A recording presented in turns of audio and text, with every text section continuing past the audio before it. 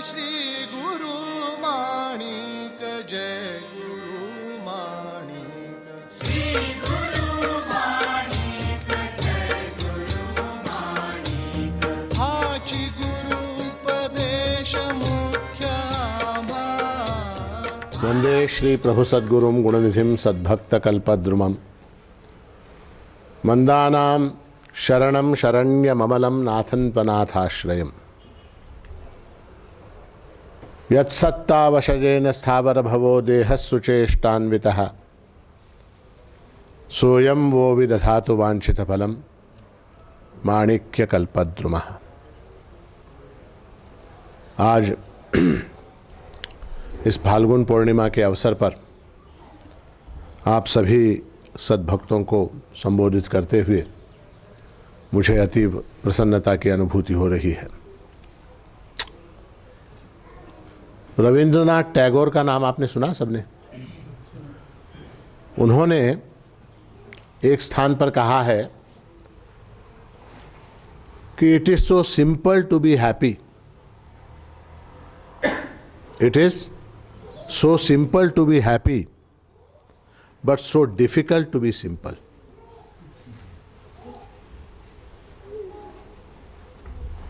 सुख को प्राप्त करना अत्यंत सरल है, अत्यंत सहज है, परंतु सरलता को प्राप्त करना अत्यंत कठिन है। देखिए, हमारी सबकी आदत कहिए या हमारी सबकी जो एक जीवन शैली बन गई है, उसमें जितना कठिन होगा, जितना कॉम्प्लेक्स होगा, जितना दुरूह होगा, उतना हमको अच्छा लगता। जितना सरल होगा, जितना सिंपल होगा, उतना हमको वो पसंद नहीं आती वो बात। कॉम्प्लेक्सिटी जिसको कहते हैं, दुरूहता जिसको कहते हैं, कठिनता, वो हमको सबको बड़ी अच्छी लगती है और उसमें हमको मजा आता। मनुष्य की जरूरत क्या है? रोटी, कपड़ा, मकान और स्वास्थ्य, हेल्थ। ये चार चीजें हमारे लिए अत्यंत जरूरी है। मगर इसमें भी, इन चारों में भी हम उसको जितना ज्यादा डिफिकल्ट, जितना ज्यादा कठिन, जितना ज्यादा कॉम्प्लेक्स बनाते चले जाते हैं, उतना हमको लगता हमने बहुत कुछ कर लिया, हमने बहुत अच्छा कर लिया। अब सीधी सी सादी सी बात है, रोटी है ना। रोटी, रोटी यानी क्या? रोटी यानी भोजन। अब परमात्मा ने जितने प्राणी बनाए हैं उन सबके भोजन की व्यवस्था कर दी है। भूख मिटाने के लिए आप एक फल खा सकते हैं, एक केला खा सकते हैं, या और हमने उसको, और पहले शुरू में जो पुराने ज़माने के लोग थे हजारों साल पहले, वो कंद मूल फल वगैरह खा लिया करते, उनका पेट भर जाया करता। उसमें हमने और उसको ज़रा कॉम्प्लेक्स बनाया। क्या? कि उसको उबाल के खाएंगे, उबाल के खाएंगे तो अच्छा रहेगा, तो उसको उबालना शुरू किया। उसके बाद फिर उसको तल के अगर खाएंगे तो और ज़्यादा अच्छा लगेगा, उसको तलना हमने शुरू किया है। तो इस तरह से कॉम्प्लेक्सिटी इतनी बढ़ गई है आजकल कि सीधी सादी रोटी जो है, उस रोटी में भी कितने प्रकार हमने बना लिए, है ना। तंदूरी रोटी, और कौन सी? रुमाली रोटी, हाँ, और कौन से? पराठा, आलू का पराठा, गोभी का पराठा, मूली का पराठा। हमने उसको कॉम्प्लेक्स बनाना शुरू कर दिया। उसमें भी जो घर में बनता है भोजन, वो हमको पसंद नहीं आता। घर में जो भोजन बनता है, पत्नी जो बनाती है, वो पसंद नहीं आता। फिर उसको और ज़्यादा, फिर वहाँ कहाँ? फिर होटल में, 5 स्टार होटल के अंदर जाकर वहाँ पर एक रोटी के 500 रुपये जब हम देते हैं तो लगता हाँ हमने रोटी खाई, है ना। 500 रुपये की एक रोटी, 300 रुपये की दाल, 250 रुपये की दही। इस तरह से दही जो है ये साधारण सी वस्तु है घर में। अब वो दही को एक कटोरी के अंदर रख के और उसके नीचे एक प्लेट रख के, उसके साथ एक चम्मच रख के, उसको सजा के जब वो 5 स्टार होटल में आपके सामने ला के रखता है और उस एक कटोरी दही के जब वो 300 रुपये का बिल बनाता है, तब लगता है कि हमने दही खाया।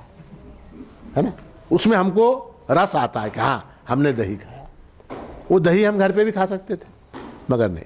कॉम्प्लेक्सिटी जिसको कहते हैं, कठिनता, दुरूहता, ये हमारा स्वभाव बन गया।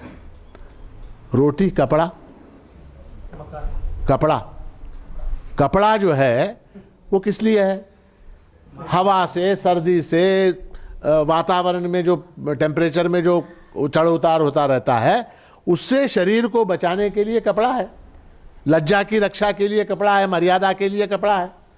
अब वो कपड़ा जो है उसको आप सीधी साड़ी पहन लो, धोती पहन लो, कुर्ता पहन लो, तो आपका कपड़े की ज़रूरत पूरी हो जाती है। मगर नहीं, उसमें हमने फिर वैराइटीज़ अलग अलग बनाए, है ना, अलग अलग रंग, फिर उसमें अलग अलग मैचिंग, फिर उस अलग, फिर हाँ अलग अलग तरह के कपड़े, फिर अलग अलग तरह के फैशन, फिर ये आउट ऑफ फैशन हो गया, फिर ये इन फैशन हो गया, फिर इसके साथ मैचिंग जो है क्या, जूता आ गया, मैचिंग चप्पल आ गई, मैचिंग हैंकरचिफ आ गई, मैचिंग कान के रिंग्स आ गए, सब कुछ मैचिंग होने लगा है। तो वो उसमें कॉम्प्लेक्सिटी आ गई, दुरूहता आ गई।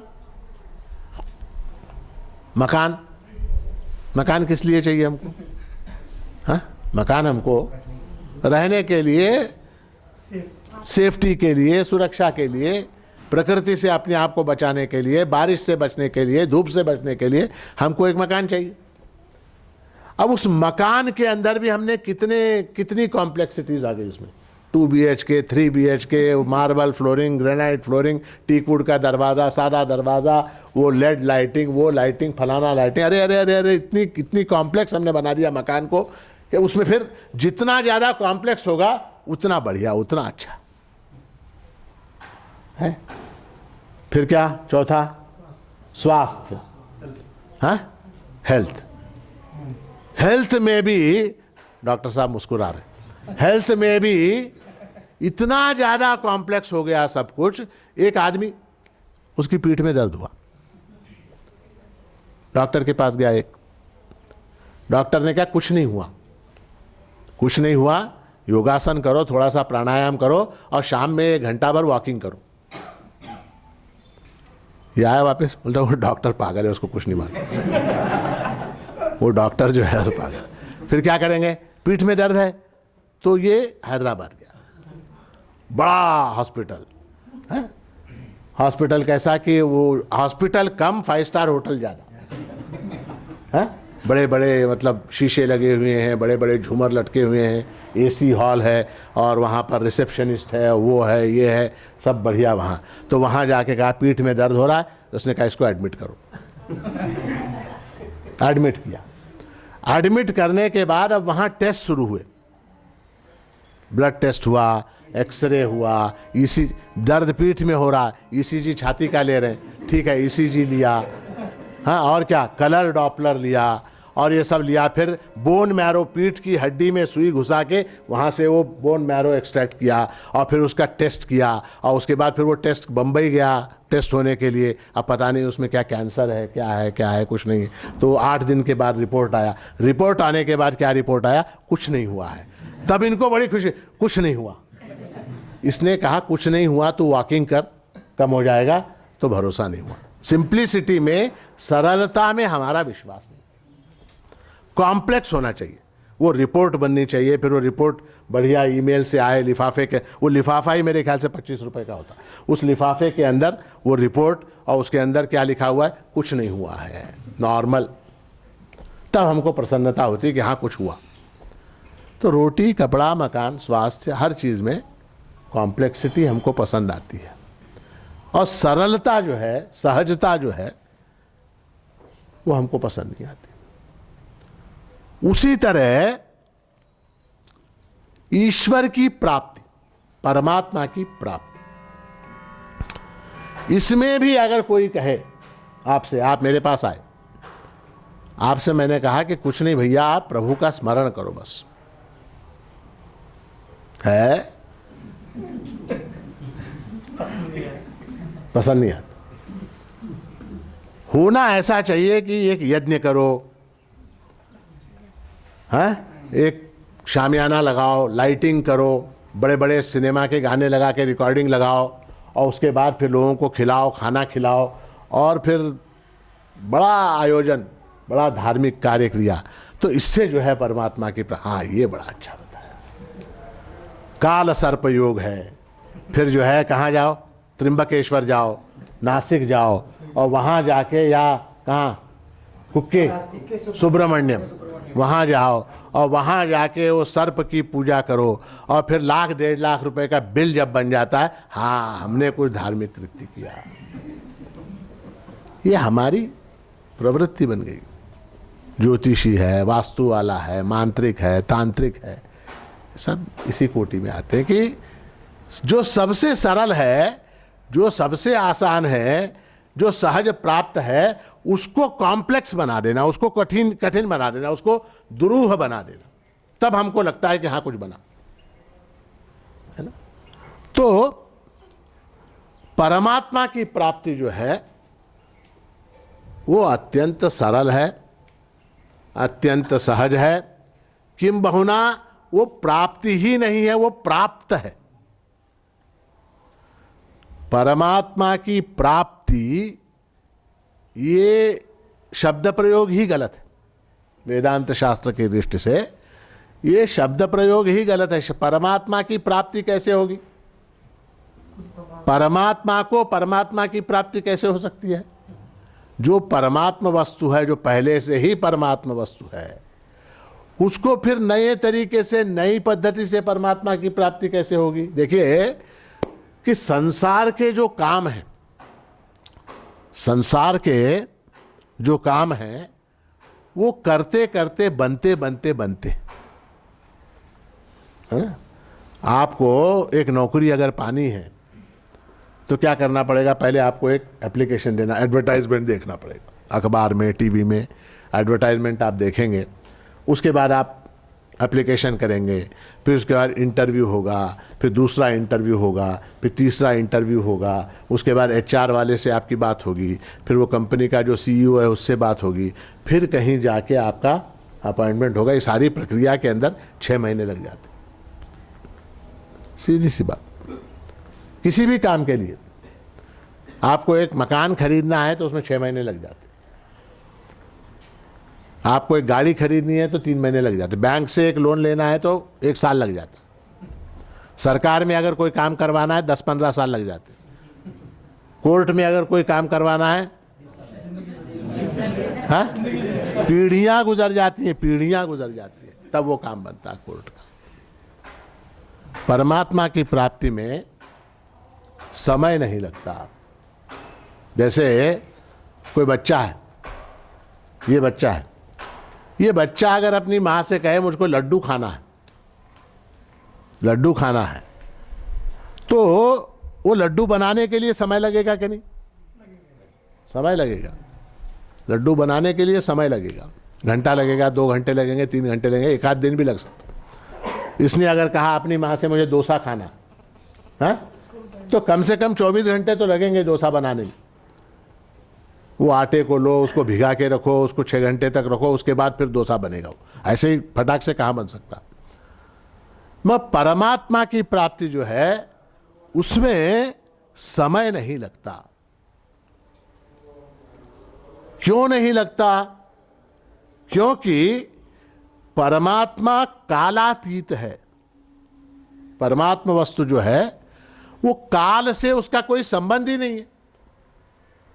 काल से अति देश काल वस्तु परिच्छिन्न रहित परमात्मा वस्तु कैसी है? देश काल वस्तु परिच्छेद रहित वस्तु है।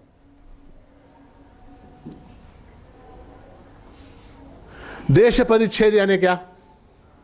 परिच्छेद यानी क्या? परिच्छेद कहते हैं लिमिट को, लिमिटिंग। परिच्छेद यानी लिमिट। जैसे आप लोग अब कहाँ हैं इस समय? माणिक नगर में है।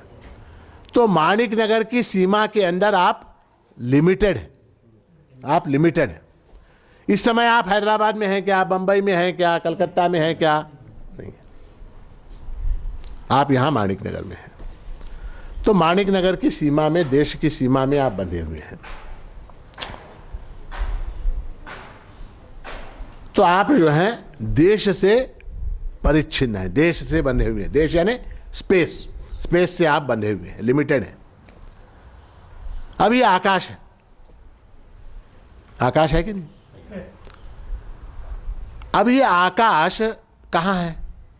माणिक नगर में है, माणिक नगर में है। यही आकाश कलकत्ता में है, यही आकाश लंदन में है, यही आकाश न्यूयॉर्क में है, यही आकाश आर्कटिक, एंटार्कटिक और उससे भी परे सब तरफ ये आकाश है। तो आकाश देश की सीमा से बना हुआ है क्या? आप ऐसा बोल सकते हैं कि हिंदुस्तान का आकाश है, पाकिस्तान का आकाश? वो देश की सीमा से बंधा हुआ नहीं है। तो उसी तरह से परमात्मा वस्तु भी देश की सीमा से बंधी हुई नहीं है, पहली चीज। दूसरी चीज है काल, काल की सीमा। काल की सीमा यानी क्या? Limited by time. अब ये 2016 चल रहा है ना, ईस्वी सन 2016 में हम लोग मार्च महीने की 23 तारीख को हम लोग यहां बैठे हुए हैं। ईस्वी सन 1916 में आप में से कोई था क्या? 23 मार्च 2016, सॉरी 1916 आप में से कोई था क्या? नहीं था। जाने दीजिए। 23 मार्च 2116 में आप लोग कोई रहेंगे क्या? हाँ? नहीं, नॉट पॉसिबल। आप में से किसी ने शिवाजी महाराज को देखा है क्या? नहीं देखा। शिवाजी महाराज को, अकबर बादशाह को, महात्मा गांधी को क्यों नहीं देखा? क्यों नहीं देखा? काल परिच्छेद के कारण, क्योंकि हम जिस काल से मर्यादित हैं उस काल में वो नहीं है। शिवाजी महाराज, अकबर बादशाह, ये लोग जो हैं हमारे इस काल में नहीं है। वो काल उनका जो था वो अपने काल से मर्यादित थे। शिवाजी महाराज 1680 में गुजर गए, ईस्वी सन 1680 तक उनका काल था। हम लोग जो हैं 2016 में हैं, तो 2016 का काल हमारा और 1680 का काल उनका, ये सब काल भिन्न भिन्न है और उन कालों से हम मर्यादित हैं, मर्यादित है। अब ये जो आकाश है, ये जो आकाश है, इस आकाश ने शिवाजी महाराज को देखा क्या नहीं? अकबर बादशाह को देखा क्या नहीं? महात्मा गांधी को देखा क्या नहीं? हमको देख रहा है क्या नहीं?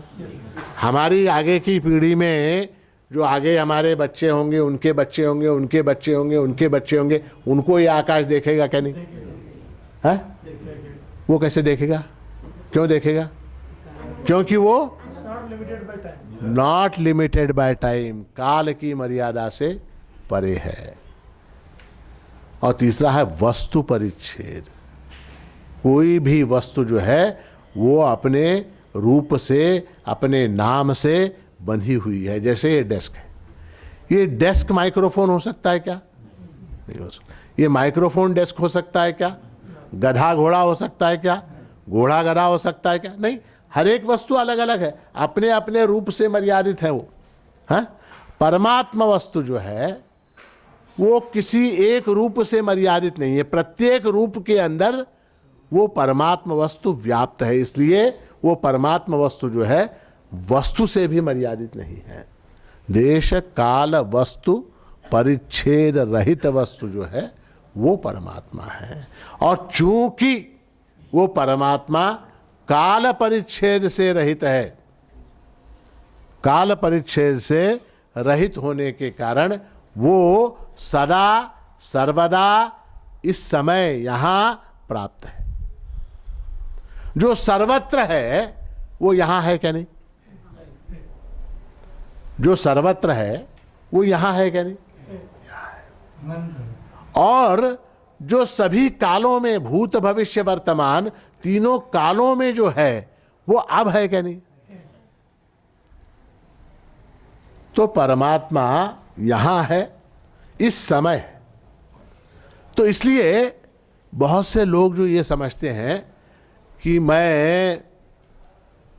मुझे कभी परमात्मा की प्राप्ति होगी भविष्य में मुझे परमात्मा की प्राप्ति होगी, ऐसा जो समझते हैं वो सही समझते हैं या गलत समझते हैं? क्यों गलत समझते हैं?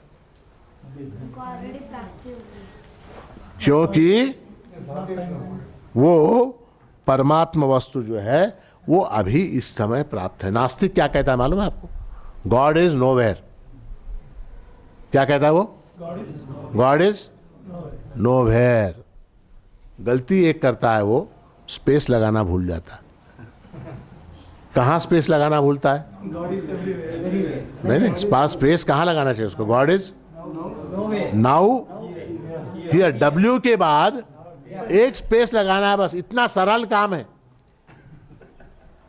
मैं कह रहा हूं ना कि परमात्मा की प्राप्ति अत्यंत कठिन है, अत्यंत दुरूह है, अत्यंत कॉम्प्लेक्स है। उसके लिए जो है हमको त्र्यंबकेश्वर जाना पड़ेगा, उसके लिए ज्योतिषी को बुलाना पड़ेगा, उसके लिए यज्ञ करना पड़ेगा, याग करना पड़ेगा, और वो दान करना पड़ेगा, धर्म करना पड़ेगा। ये सारी जो बातें हैं ये सारी कॉम्प्लेक्स बातें हैं।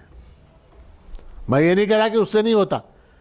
देखिए, डॉक्टर का उदाहरण दिया, डॉक्टर ने क्या कहा? कुछ नहीं हुआ है, हाँ? पीठ में दर्द है, कुछ नहीं हुआ, ऐसा डॉक्टर ने कहा। और बॉम्बे जो रिपोर्ट गई बोन मैरो टेस्ट की, और वहां से क्या रिपोर्ट आया? कुछ नहीं हुआ। सीधी बात है। तो इसलिए संसार के जितने काम हैं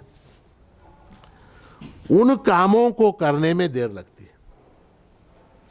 संसार के जितने भी काम हैं उन कामों को करने में देर लगती है। जैसे आपको भोजन करना है, अब समय हो गया भोजन का, आपको भोजन करना है, तो भोजन करने में यहां आपको भोजन मिलेगा क्या? इस सभागृह में नहीं। उसके लिए आपको कम से कम 6 मिनट 5 मिनट तो लगेंगे। यहाँ से उठना पड़ेगा, उठ के ये रास्ते से बाहर आप जाएंगे, फिर वहाँ से भंडार खाने में जाएंगे, और भंडार खाने में बैठेंगे, जब तक वो पत्तल आपके सामने आएगी तब तक 5-6 मिनट का समय, उतना तो मिनिमम समय लगेगा भोजन करने में। परमात्मा की प्राप्ति में 5 मिनट लगेंगे क्या? परमात्मा की प्राप्ति में आपको कितना समय लगेगा? देखिए, ये बड़ा विचित्र है, बहुत ही विचित्र है कि हम परमात्मा को खोजते हुए चले जाते हैं, और वो मिलता नहीं। एक मिनट उठो, यहाँ रुक, ठहर, उधर मुँह कर। है? अब ये आदमी है, बच्चा है, ये परमात्मा को खोजने के लिए निकला है, ठीक है? हैं? अब तू चल सीधा, जा आगे तक, जा जा जा, उधर ही चले जा, जा जा जा जा, बाहर जा। अब ये ऐसे जाएगा, ये पूर्व दिशा की ओर जा रहा, ठीक है? अब ये जाएगा पूर्व दिशा में, यहां से कहां जाएगा? हैदराबाद जाएगा पहले, है? चलता जाएगा परमात्मा को खोजते हुए, हैदराबाद जाएगा, और उससे पूर्व मतलब विशाखापट्टनम चला जाएगा, उससे पूर्व कहां? कलकत्ता चला जाएगा, उससे भी पूर्व कहां? बर्मा में जाएगा, रंगून चला जाएगा, उससे भी पूर्व कहां चला जाएगा? फिर मलेशिया, जापान चला जाएगा, वहां से होते हुए पैसिफिक पार करके अमेरिका में पहुंच जाएगा। उसको परमात्मा की प्राप्ति नहीं होगी। याद रख, उसको परमात्मा की प्राप्ति कभी नहीं होगी, क्योंकि जा रहा है वो, सामने जा रहा है वो। अब उसको अगर परमात्मा की प्राप्ति करनी है, खड़ा यहां पर है ना, ये खड़ा, इसको अगर परमात्मा की प्राप्ति करनी है, मान लीजिए ये यहां परमात्मा है, तो इसको क्या करना पड़ेगा? अबाउट टर्न, सिर्फ अबाउट टर्न, इतना सरल है। अबाउट टर्न कर, सावधान में ठहर, हो गया? बैठ बैठ बैठ। तो इतना सरल है। क्या करना है कि ये मुंह जो है, जो बाहर की ओर मुड़ा हुआ है, उसको अंदर करना है। और उसके लिए कितना समय लगता है? उसके लिए कितना समय लगता है बताइए? Fraction of a second, instant, इसी क्षण हो जाता है। दूसरी बात यह है कि हमको यह लगता रहता है कि परमात्मा की प्राप्ति, प्रभु की प्राप्ति वो किसी साधन से होगी। मैं ये साधना करूंगा तो मुझको परमात्मा की प्राप्ति होगी, मैं ये जप करूंगा तो मुझको परमात्मा की प्राप्ति होगी, मैं ये उपासना करूंगा तो मुझको परमात्मा की प्राप्ति होगी। ऐसा आप मानते हैं कि नहीं मानते सब लोग? ये करूंगा तो परमात्मा की प्राप्ति होगी।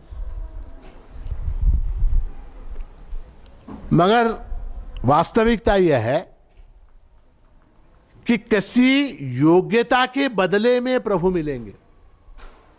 ये योग्यता मैंने प्राप्त कर ली और उसके बदले में मुझे प्रभु मिलेंगे, ये जो है बहुत बड़ी गलती है, बहुत बड़ा भ्रम है। क्योंकि किसी वस्तु का जब हम कोई मूल्य चुकाकर कोई वस्तु लेते हैं, समझिए इस बात को, किसी वस्तु का जब हम मूल्य चुकाकर कोई वस्तु लेते हैं तो उस वस्तु का वास्तविक मूल्य उस चुकाए गए मूल्य से कम होता है। यह व्यापार का नियम है। समझ में आई बात? नहीं आई? समझ में आई क्या? हाँ, नहीं आई। अब ये चश्मा है, हाँ? अब मैंने ये चश्मा 500 रुपए देकर खरीदा। कितना? 500 रुपए देकर मैंने ये चश्मा खरीदा। तो चश्मे की कीमत कितनी होगी? 500 अगर होगी तो मेरे को 500 में क्यों बेचेगा? इससे बहुत कम, 250 का होगा। ये 200 का 250 का होगा, इसलिए उस दुकानदार ने मुझे 500 में दिया। जितने में वस्तु बेची जाती है, वस्तु जितने में बेची जाती है उससे उसका मूल्य कम होता है। ये नियम है। हाँ, एमआरपी से वस्तु का मूल्य जो है वो हमेशा कम होता है।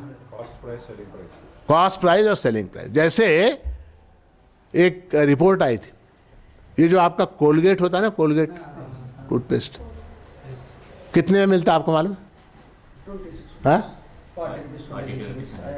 45 रुपीज का कुछ मिलता है। हाँ, मुरलीधर, कोलगेट कितने में मिलता ना? वो 200 ग्राम का 45 का। बट उसको मालूम है 45 रुपीज का होता है। आपको मालूम है उसके अंदर जो पेस्ट है उसकी कीमत कितनी है? हाँ? 3 रुपए। उसके अंदर जो पेस्ट भरा हुआ है उस पेस्ट की कीमत 3 रुपए है।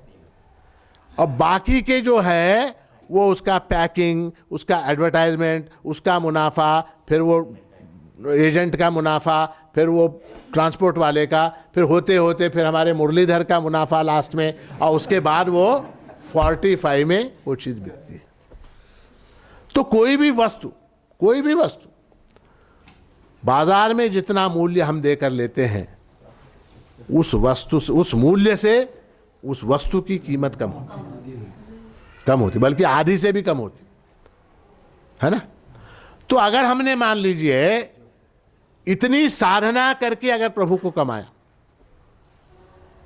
इतनी साधना करके हमने प्रभु को कमाया, तो प्रभु का मूल्य कितना हुआ? उस साधना से भी कम। मान लीजिए हमने 1 लाख जप किया, 1 लाख जप करने के बाद प्रभु की प्राप्ति हुई, है ना। तो 1 लाख जप से भी प्रभु सस्ता है, सीधी बात है। 1 लाख से भी प्रभु सस्ता है। तो इसलिए किसी योग्यता के बदले में, किसी साधना के बदले में, किसी उपाय से, किसी प्रयत्न से परमात्मा की प्राप्ति होती है, ऐसा सोचना ये बहुत बड़ी गलती हम करते हैं। हम उसको कॉम्प्लेक्स बनाते चले जाते हैं, परमात्मा की प्राप्ति को दुरूह बनाते चले जाते हैं। एक राजा था, वो राजा का महल था। महल के ऊपर वो राजा जो है अपने, क्या कहते हैं उसको, बालकनी में घूम रहा है, उसने देखा नीचे सड़क के ऊपर बाजार में एक साधु जो है वो चला जा रहा, मस्त अपनी मस्ती में, न इधर देख रहा न उधर देख रहा। राजा के महल की तरफ भी उसने नहीं देखा। राजा का इतना सुंदर महल, उस महल की तरफ भी उसने नहीं देखा। वो अपनी मस्ती में अपनी रौ में चला जा रहा। तो राजा ने अपने सिपाहियों को बुलाया, बोले इस साधु को पकड़ के लाओ, साधु को पकड़ के लाओ।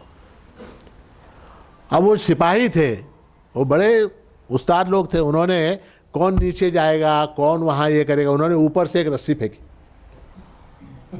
ऊपर से एक रस्सी फेंकी और नीचे वाले पहरेदार से कहा उसको पकड़ के लाओ। तो नीचे वाले ने जाके साधु को रस्सी बांध दी, नीचे का जो वॉचमैन था उसने नीचे रस्सी बांध दी साधु की कमर में, और ऊपर वालों ने खींच लिया उसको, वो ऊपर आ गया।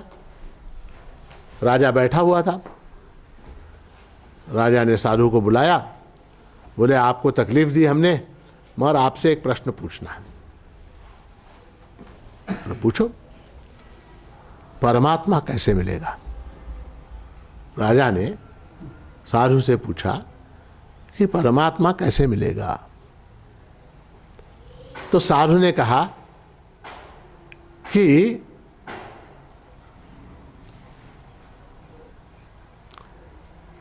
परमात्मा कैसे मिलेगा ये आप मुझसे पूछ रहे हैं, हाँ? आपने मुझको कैसे बुलाया? आपने मुझको कैसे बुलाया? बोले मैंने सिपाहियों से कहा, उन्होंने रस्सी डाल के तुमको ऊपर खींच लिया। बोले परमात्मा के दिल में भी जब आ जाएगा वो आपको रस्सी डाल के खींच के अपने पास बुला लेगा। वो भी रस्सी डालेगा, खींच के बुला लेगा। आप क्यों चिंता कर रहे हो? जब उसको बुलाना होगा तो बुला लेगा। राजा ने कहा, साधु ने कहा कि ऐसा है, अगर मेरे दिल में होता आपसे मिलने की बात, राजा से मिलने की, कितनी कठिनाई होती बताइए। एक मामूली भिखारी, एक साधु राजा से मिल सकता है क्या?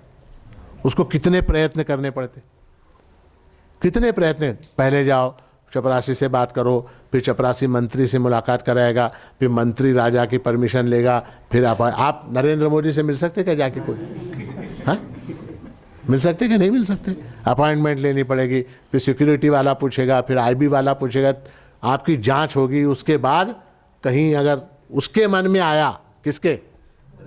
मोदी के मन में आया तो वो आपको बुलाएगा, वरना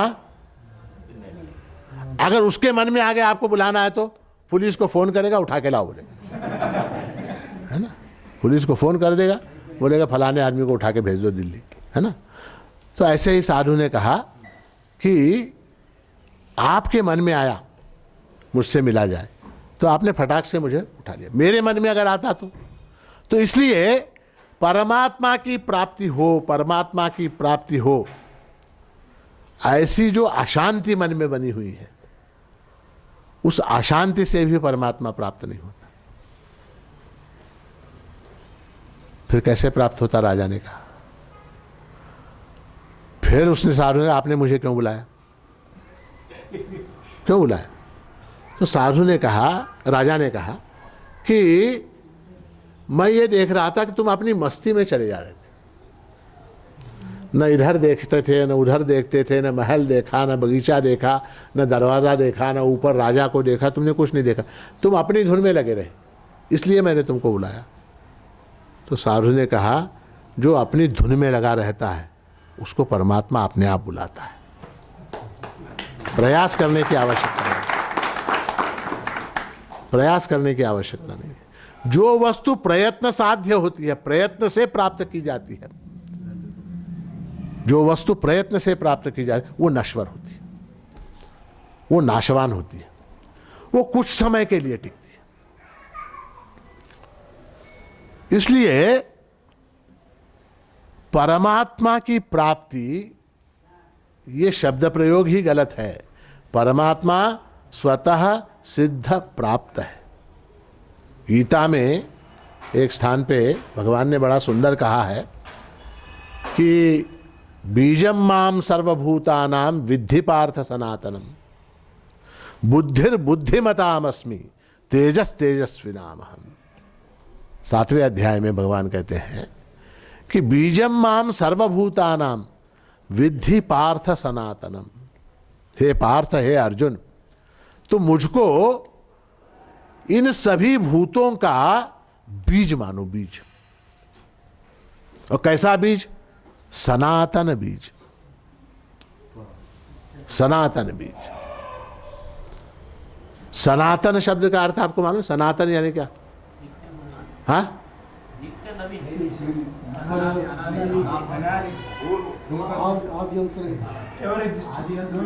सनातन शब्द का अर्थ क्या?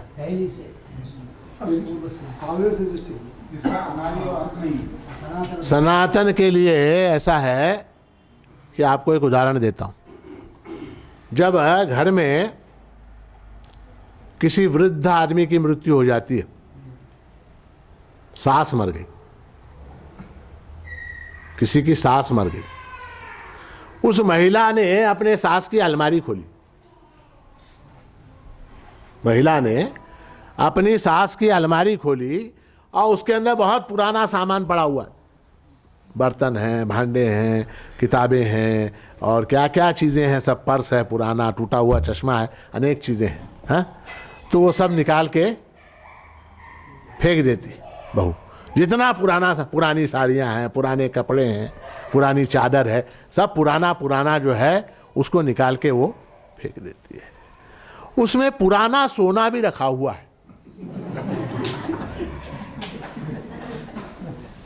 पुराना सास की सास का हार जो है वो भी उस अलमारी में कहीं डिब्बे में रखा हुआ है। उसको फेंकेगी क्या? क्यों? वो सनातन है। नहीं, वो सनातन है। सनातन है यानी जिसका मूल्य किसी भी काल में कम होने वाला नहीं है।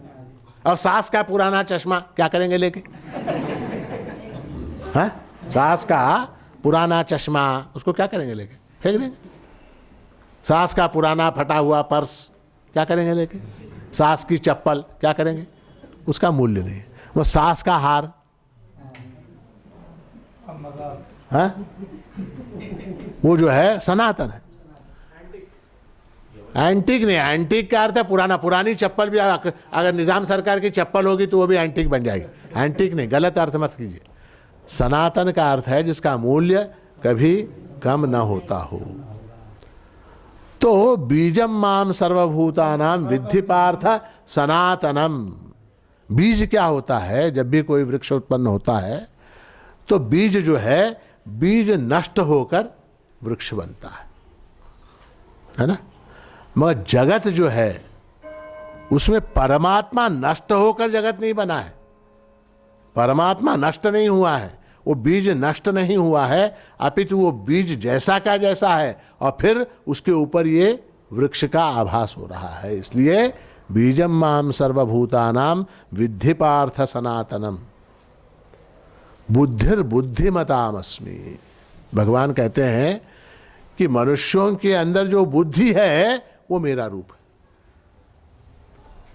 आपके अंदर बुद्धि है क्या नहीं? हाँ, बुद्धि है क्या नहीं है? जो बुद्धि है वो परमात्मा है। बुद्धिर बुद्धिमतामस्मि तेजस तेजस्विनामहम्। जो तेज है वो मैं हूं। यद्यद् विभूति मत सत्वम श्रीमदूर्जितमेव वा तत्तदेवावगच्छत्वम मम तेजोंश संभवम। जो कुछ है, श्री यश कीर्ति लक्ष्मी बुद्धि रूप सौंदर्य, जो अच्छा है, श्रीमद ऊर्जितमेव वा, जो अच्छा है वो सब मेरा रूप है। मम तेजोंश संभवम, मेरे तेज से वो उत्पन्न हुआ है। इसलिए हम परमात्मा को अगर नजदीक समझते हैं तो वो परमात्मा अत्यंत नजदीक हो जाता है। हम उसको दूर समझते हैं तो वो उतना दूर हो जाता है। वो महाभारत में कथा है प्रसिद्ध, आप जानते होंगे कि द्रौपदी ने जब वस्त्रहरण हो रहा था उस समय परमात्मा का ध्यान किया और ध्यान में क्या कहा, हे द्वारकावासिन, हे द्वारकावासिन, आओ और मेरी लज्जा की रक्षा करो। तो परमात्मा तत्काल नहीं आए, काफी देर के बाद आए। तो बाद में एक दिन जब द्रौपदी की कृष्ण से मुलाकात हुई तो द्रौपदी ने कहा कि मैं तुम्हारे ऊपर बहुत नाराज हूं। द्रौपदी ने कहा कृष्ण से कि मैं नाराज हूं तुम्हारे ऊपर। कृष्ण कहने लगे, क्यों, किस बात के लिए नाराज हो? कहते जब मैंने तुमको पुकारा, वस्त्रहरण के प्रसंग में जब मैंने तुमको पुकारा तब तुमने आने में देर की, तब तुमने आने में बहुत देर लगा दी। तो भगवान ने कहा, कैसी देर? तुमने क्या कह के पुकारा, याद करो, तुमने क्या कहा? तो हे द्वारकावासी। तो भगवान बोले कि क्योंकि तुमने मुझे द्वारकावासिन कहा इसलिए मुझे, वहीं था मैं सभा में, मुझे द्वारका जाके आना पड़ा। मुझे द्वारकावासिन कहा ना, तो द्वारका जाके आना पड़ा। तो आप परमात्मा को क्या समझते हैं? बात वहां से है। आप परमात्मा को क्या समझते हैं, कहां समझते हैं? हम जिस दृष्टि से उसको देखते हैं वैसा वो दिखाई देता है।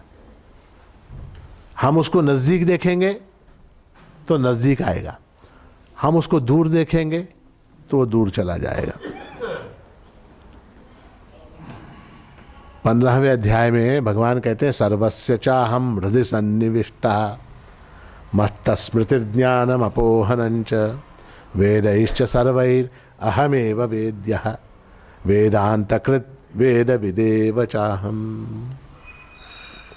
सर्वस्य च अहम हृदि सन्निविष्टः, मैं सबके हृदय में रहता हूं, सबके हृदय में रहता हूं। सर्वस्य, सर्वस्य यानी सबके,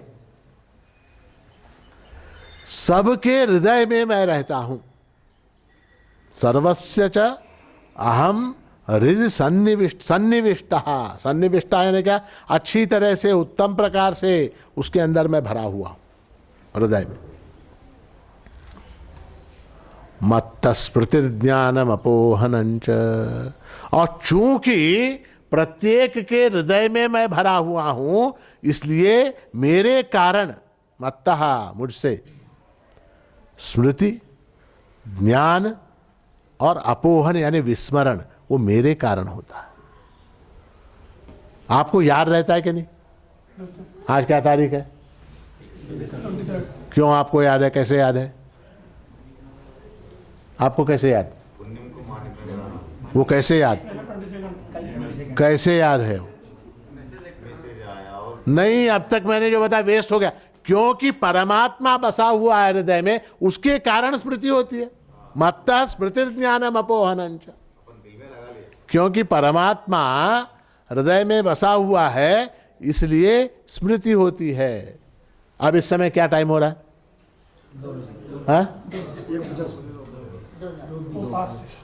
1:50 आसपास हो रहा है, 1:50। आपको कैसे मालूम? स्मृति नहीं है, ये प्रत्यक्ष ज्ञान है। 1:50 हो रहा है, कैसे? कैसे हो रहा है? फिर गलत, फिर गलत। क्योंकि ज्ञान जो होता है मत्तः मुझसे होता है, वो परमात्मा मेरे अंदर बसा हुआ, इसलिए ज्ञान हो रहा है। मुर्दे को पता लगता है क्या कि ये लोग मुझे 3 बजे उठा के ले जाने वाले थे, अब 3:30 हो गए, अभी तक नहीं ले गए? हाँ, लगता है क्या मुर्दे को पता? या 3 बजे ले जाने वाले थे, 2:30 बजे ले जा रहे हैं, पता नहीं क्यों जल्दी कर रहे हैं? ऐसा बोलता है क्या मुर्दा? क्योंकि उसको ज्ञान नहीं, जड़ हो गया वो देह। चूंकि आपका देह चेतन है, आपके देह में चैतन्य तत्व है, वो कॉन्शसनेस आपके अंदर है और वो परमात्मा का रूप है, उसके कारण आपको ये पता लग रहा है कि इस समय 2 बज रहे हैं। मत्तः स्मृतिर्ज्ञानम अपोहनंच, और जो विस्मृति होती है मुझको। देखिए परमात्मा की कितनी बड़ी कृपा है कि जितने दुख मैंने उठाए अब तक जीवन में, शुरू से लेके अब तक, वो सब अगर मान लीजिए मुझको याद होते तो क्या होता? हाँ? जितने दुख मैंने उठाए वो सब अगर मुझको याद रहते तो क्या होता? हाँ? जनवरी में सास ने मुझसे ऐसा कहा, फरवरी में पत्नी ने मुझसे ऐसा कहा, हाँ? अक्टूबर में बहन ने मुझसे ऐसा कहा, और सितंबर में भाई ने मुझसे ऐसा कहा। ये सारी चीजें अगर याद रहती मुझको तो क्या होता? तो जिंदगी जो है नरक बन गई होती, प्रति क्षण कोई ना कोई दुख। ये परमात्मा की कृपा है कि उन दुखों को हम भूल जाते हैं। भूलते हैं कि नहीं भूलते? हैं? आप महिलाओं को आपकी सास ने क्या क्या कहा है वो आपको याद है क्या? भूल गए? हैं? भूल गए? अच्छा किया, भूल गए, अच्छा किया। तो अगर वो याद रहता तो बड़ी मुसीबत हो जाती। याद रहता तो बड़ी मुसीबत हो जाती। अपोहन शब्द का अर्थ है भूल जाना।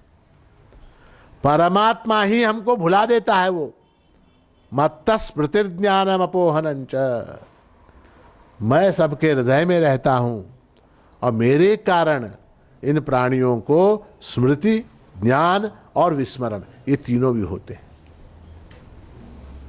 तो इसलिए परमात्मा कहाँ है, कैसे मिलेगा, कब मिलेगा, ये सारी चीजें, कैसे मिलेगा, कहाँ मिलेगा, कब मिलेगा, ये सब तीनों प्रश्न निरर्थक हैं। वो परमात्मा वस्तु तो प्राप्त ही है, सिर्फ हमारी दृष्टि उस ओर नहीं जाती। हमारी दृष्टि जो है उस तरफ नहीं जाती। भगवान 6ठे अध्याय में भी कहते हैं, यो माम पश्यति सर्वत्र सर्वंच मयि पश्यति तस्याहम न प्रणश्यामि सच में न प्रणश्यति।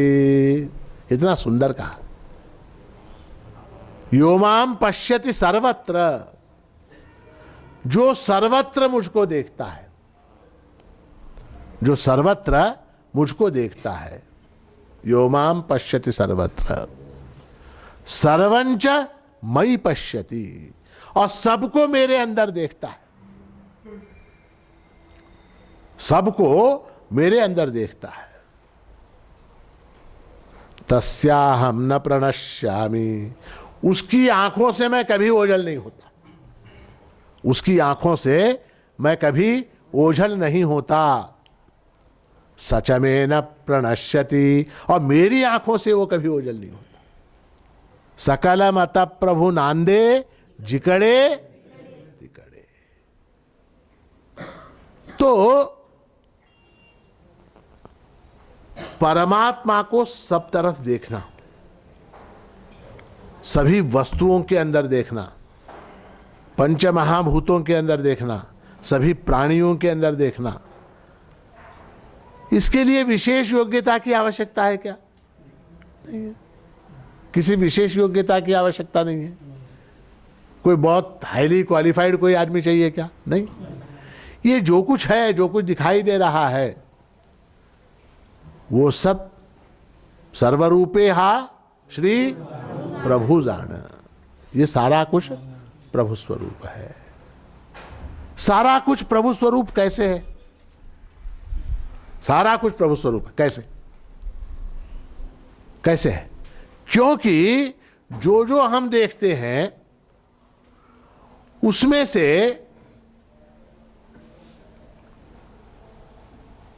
नाम और रूप के अलावा बाकी जो कुछ है वो तत्व तो एक है, नाम और रूप बदल रहे हैं। मैं हमेशा बताता हूं आपको कि नाम और रूप जो है ये बदलते चले जा रहे हैं। उनके अंदर जो अस्तित्व है, एग्जिस्टेंस है, अस्थि भाति प्रियत्व जो है, वो कभी न बदलने वाला तत्व है। और वो तो जहां का तहां जैसा का तैसा धरा हुआ है। उसको देखने के लिए कोई विशेष दृष्टि चाहिए क्या? नहीं। जैसे मैंने ये बच्चे की मुंडी घुमा दी, अंतर्मुख दृष्टि कर ली। हमारी दृष्टि जो है वो विषयों की ओर, बाहर की ओर भाग रही, बाहर की ओर भाग रही। तो दृष्टि को अंतर्मुख अगर कर लिया जाए तो वो परमात्मा अपने आप सहज प्राप्त है। चिन्मार्तांड किरणी बहुरंग है, नाटक चित्र नटेहा आत्मा, एक पूर्ण जवळीच प्रभुहा, सहज मुक्त सहज आनंद। तो हम परमात्मा को किस दृष्टि से देखते हैं, ये बड़ा महत्व का है।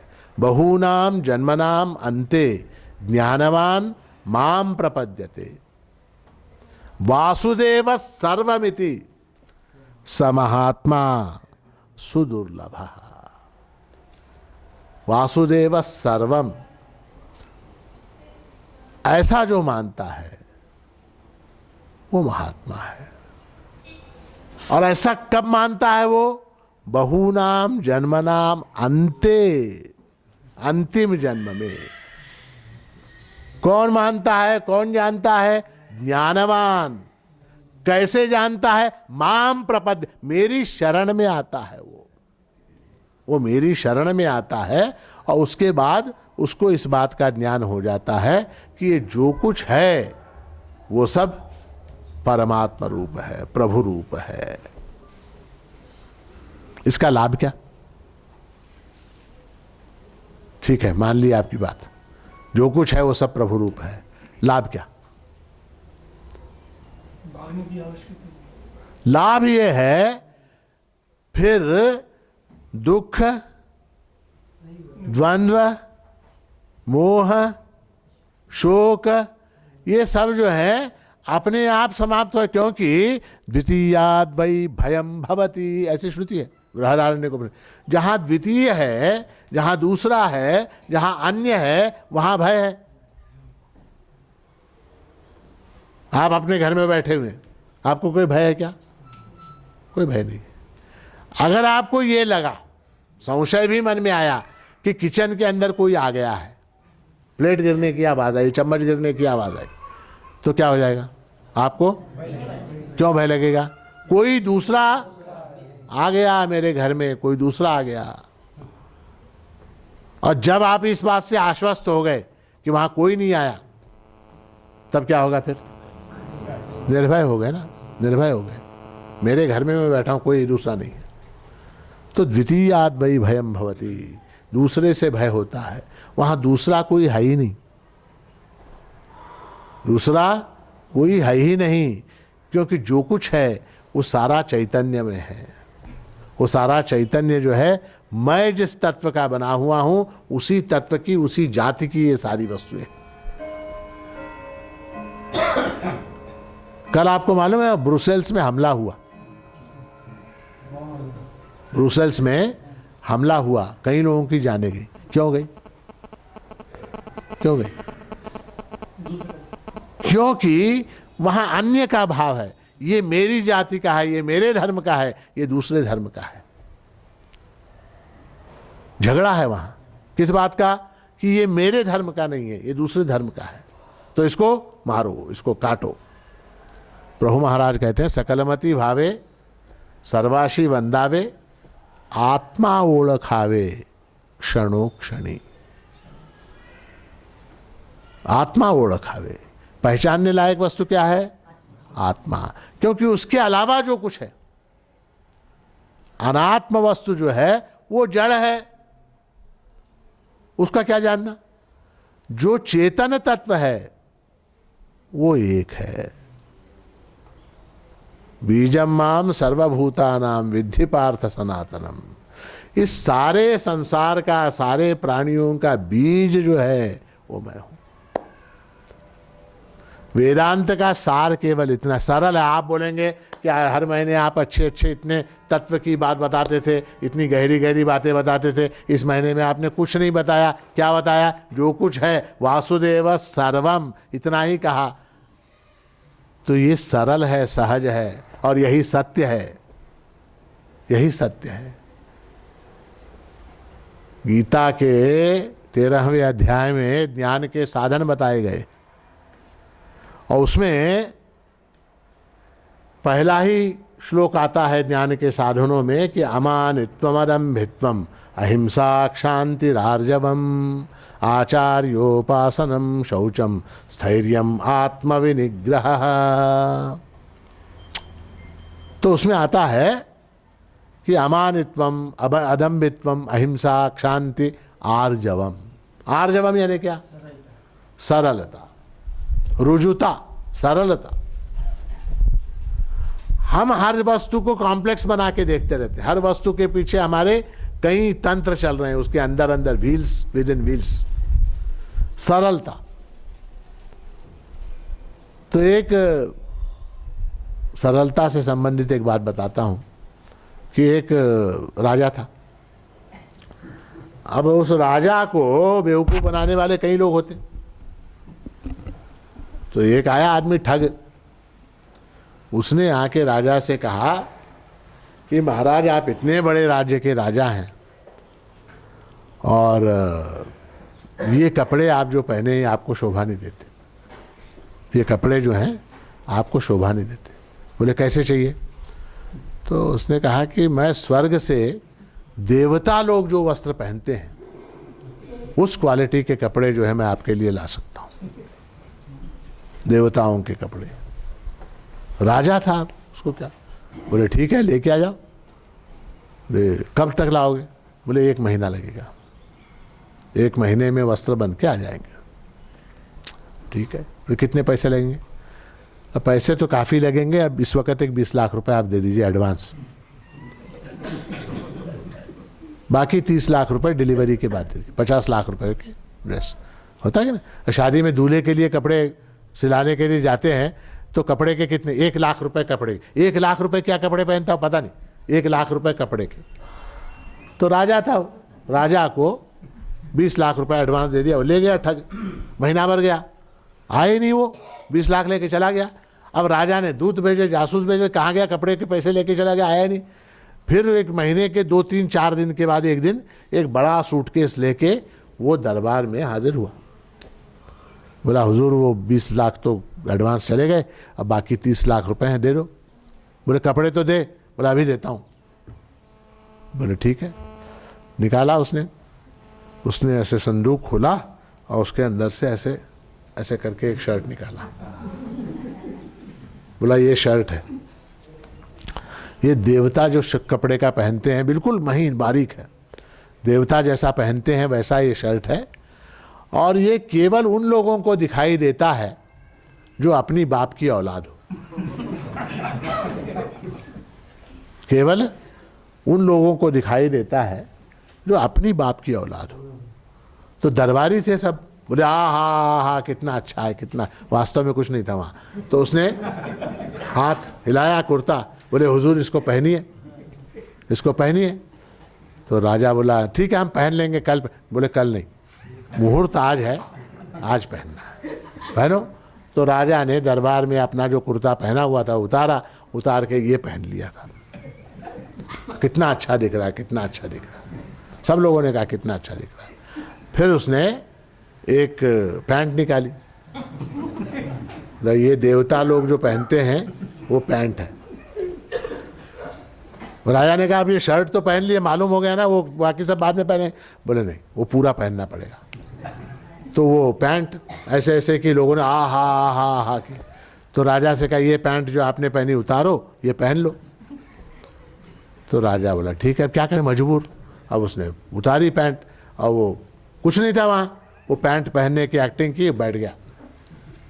अब एक टोपी निकाली उसने, हा कहने लगा, कुछ नहीं है हाथ में टोपी। राजा ने टोपी पहन ली, ये अपनी टोपी उतारी, वो वाली टोपी पहन ली। कितने अच्छे दिख रहे हैं, कितने अच्छे दिख। सब लोगों ने कहा बहुत है। तो अब इसने कहा कि वो 30 लाख रुपए दे दो। कपड़े तो मिल गए पूरे, 30 लाख रुपए ले लिए। बोला अब ऐसा है, नियम ऐसा है, देवताओं के वस्त्र पहनने के बाद देव दर्शन के लिए जुलूस से जाना चाहिए। जुलूस लेके देव दर्शन के हनुमान जी के मंदिर में जाएंगे, वहां जाके दर्शन करके वापस आएंगे। राजा बोला नहीं शाम में नहीं, अभी जाना पड़ेगा। तो ठीक है, तो फिर वो हाथी घोड़े वगैरह सब जुटाए गए, फिर राजा का जुलूस निकला और वो मंत्री जो है अनाउंस कर रहा है कि राजा ने आज देवताओं के वस्त्र पहने हैं और ये केवल उसको दिखाई देते हैं जो अरे बाप की औलाद है। तो सड़क के दोनों तरफ लोग खड़े, सड़क के दोनों तरफ लोग खड़े, आहा क्या कलर है, कोई बोल रहा लाल है, कोई बोल रहा पीला है, कोई बोल रहा मैचिंग है, कोई पता नहीं क्या क्या बोल रहे हैं सब लोग। एक किसान वो अपने बेटे को जुलूस दिखाने के लिए लाया और कंधे पे बिठा के लाया, छोटे बेटे को, 3-4 साल का बेटा, उसको कंधे पे बिठा के जुलूस जा रहा। वो बच्चे ने कहा राजा नंगा है। बच्चे ने कहा कि राजा नंगा है। बोले हट, ऐसे नहीं बोलते, देख वो देवताओं के वस्त्र है, हट देवता ने फिरता ने कुछ नहीं, नंगा है राजा। तो उसने क्या किया, उस बच्चे ने, बच्चे के अंदर क्या था भाव, सरलता सहजता थी। और ये सारे जितने दरबारी सरकारी जितने लोग थे वो सारे कॉम्प्लेक्स, राजा नंगा है बोल दूंगा तो राजा क्या करेगा पता नहीं, गला काट देगा। तो बहुत बड़ा मूल्य जीवन में सरलता का, सहजता का है। ईश्वर की प्राप्ति के लिए, प्रभु की प्राप्ति के लिए उपाय करने की आवश्यकता नहीं, उपाय से वो कभी नहीं मिलता। सांगत माणिक करुणय आणिक लागत सदगुरु पाई। ये अगर कहा जाए तो कहते क्या है, कुछ नहीं, सिंपल है। उसके लिए फिर लोगों का रुचि इसमें है, लोगों का भाव ऐसा कठिन बताया जाए। महीने में 6 दिन उपवास करो, 3 बार स्नान करो, ये जप करो, ये यज्ञ करो, ये याग करो, फलानी दक्षिणा दो, ये सारा कुछ करो तो प्राप्त होगा, ऐसा जब तक न बताया जाए तब तक श्रद्धा नहीं बैठती, है ना। तो सरलता सहजता, सहज मुक्त सहज आनंद, मुक्ति भी सहज प्राप्त है, मुक्ति भी सहज ही में प्राप्त है।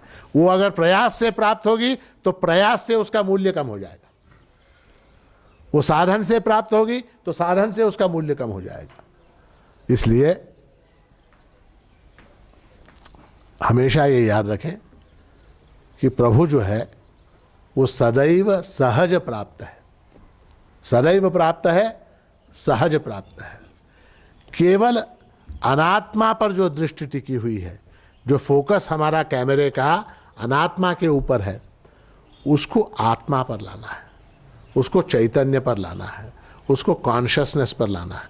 उसको आपने दृष्टि को थोड़ा सा घुमाया, थोड़ा सा अबाउट टर्न किया तो वो प्रभु वहीं खड़ा मिलेगा आपको, और ऐसा खड़ा हुआ प्रभु आपको प्राप्त हो, ऐसा आशीर्वाद देते हुए इस प्रवचन को यहाँ समाप्त करते हैं।